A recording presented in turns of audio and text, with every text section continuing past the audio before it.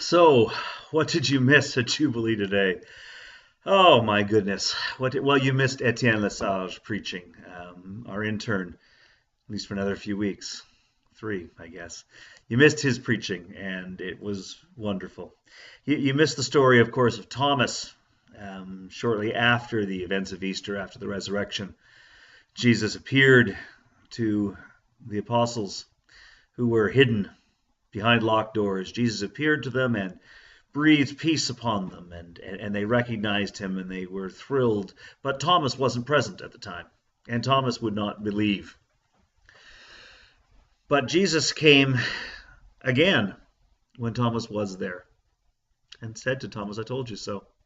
He invited Thomas to put his hands in the wounds on his hands and on the side, and Thomas believed. And as Etienne preached, he took the "I told you so" of Jesus and helped us recognize it for what it is. So often in our lives, "I told you so" is dismissive. It's an admonishment. "I told you so." And also we're sometimes compared to Thomas as we highlight Thomas's doubt, as if there's something wrong with us, that we doubt too much. Our faith is incomplete. But Etienne very beautifully reminded us that Thomas was always asking questions. When Jesus was to raise Lazarus from the dead, Thomas wondered, what can we learn from a dead man? What is this for? When Jesus was ready to go to Jerusalem, Thomas wondered why. What was the point of all of this? Thomas often questioned, not because he lacked faith, but because he wanted to know. He wanted to engage his intellect. He wanted to not just simply go along, he wanted to be engaged. And it's his engagement that we can celebrate and not recognize as a lack of faith.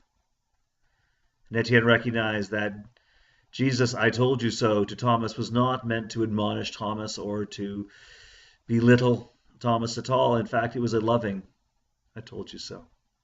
In the same way we might say to somebody, "So you are in love. You found somebody who means that much to you, and they in turn love you. I knew you were lovable. I told you so." "I told you so" becomes an affirmation. I told you so. I know that you doubted and you have found the confidence to believe. I told you so.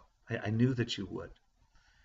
And as we recognize that in Jesus' message, perhaps we too can learn to take our "I told you so's" out of an area of discouragement and dismissiveness and admonishment and recognize them, use them as encouragement, as signs of compassion and love.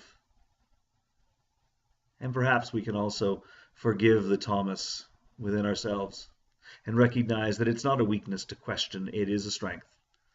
And it is a wonderful thing to engage our intellect in our faith, to ask and wonder why, to keep asking questions and pursuing answers. That is a way that we come to faith. It's engagement, and faith is always about engagement.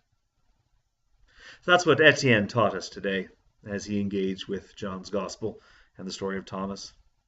And we also today prayed for a world that too often chooses violence over peace, the pursuit of power and wealth over the relief of poverty, over the recognition of all of us as brothers and sisters, one family.